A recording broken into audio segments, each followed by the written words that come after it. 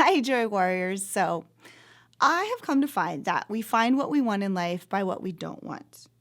So, most of the things that I've created in this life that I love are based on situation and relationships that were either not healthy, fun, or exciting, or unfortunately damaging. So, I decided to make changes and do things differently, but especially in my relationships, because what I found is that that's one of those things that for me impacted my health, my body, my work, my abundance, my prosperity. So, especially my romantic relationships, but also my family dynamics as well, family type relationships. So, one of the things that I started doing is really writing out what were the things that, like, obviously, I come from a relatively abusive past. So verbal abuse or mental or physical, those were all on the table when I was younger, and those all what love looked like.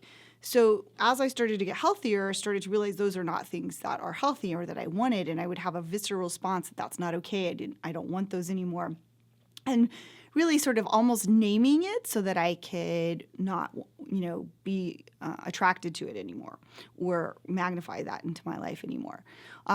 And then also like, well, what would it look like to have the opposite of that? What does love look like? What does it look like to have with someone who's emotionally available, who's present, who's adoring, who's communicates clearly when they have an issue? What I love about my life today is that, when I have conflict with my employees or my staff or my friends or my family or lovers, like I can have my feelings, I can state them, I can communicate it. There doesn't need to be any blowouts, no physical, no mental, there doesn't need to be any sort of explosions in any sort. And it's all from doing this little practice that I'm talking to you about, is learning about what I want and what I really want and what makes me feel like valued, and what makes it, if I feel that way, then I want to make sure I'm treating someone else that way, and that I'll get that back.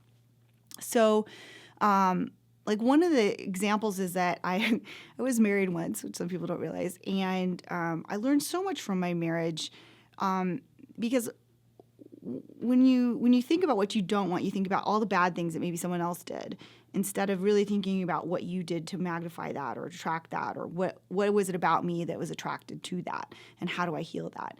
And so in my marriage, there was this turning point where I realized, like, just like a good codependent, I wanted him to meditate so we could be happy. I wanted him to communicate better. I wanted him to do all these things so that we could be happy. Like, and if he only did these things, then we would be happy.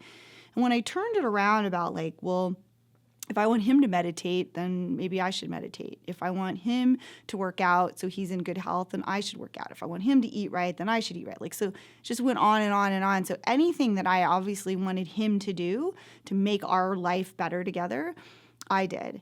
And what happened is it started to take the focus off of him and put it on me, so that I was magnetizing it. And ironically, it kind of made it so actually our relationship had to come to an end because we were no longer in the same place. But it actually brought to me what I wanted, which is this sense of who I am and how and what I deserve and want and feel whole in. And now he's in a relationship where I think fits him better too. So it all worked out in the end. And it's just about taking what works and what doesn't work for us, instead of making it bad or wrong. Like, how do we grow from it? How we move from it?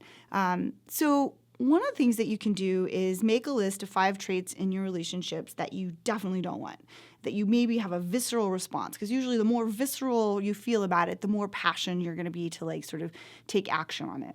Then write a list of the opposite qualities of those relationships. These, if you don't know exactly what these are, just go to a movie and watch either some sort of relationships around family or romantic, whichever the kind of relationships you really want to work on in this exercise.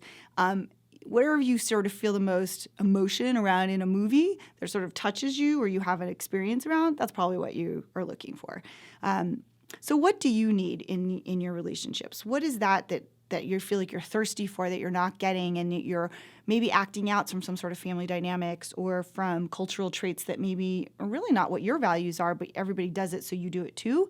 So how do you try something different? So now meditate on how you will take these damaging traits and replace them with the positive ones that you were seeking, that you wrote your list on. So this is basically a writing exercise where you're taking 5 things that you really don't want in relationships, 5 things that you really do want, then sort of feel the feelings about that, then go in your meditations and look at how do you visualize making that happen, and don't try to come up with an answer, just let the answer come. So this is a really interesting exercise. Some people have a lot of emotion. It triggers a lot of feelings, but just try to ride the wave of that. This is really good. It might actually impact things that you wouldn't imagine, like your workout routine, your health, your work. Relationships are our core. This is everything we do is based around our relationships and our relationship with ourselves. So be gentle with yourselves and enjoy this process, because it can really open up a lot of doors for yourself as you figure out what you really deserve and want in your life and take action to make that happen. All right. So don't forget to send me those awesome videos and show me how your relationships are changing today.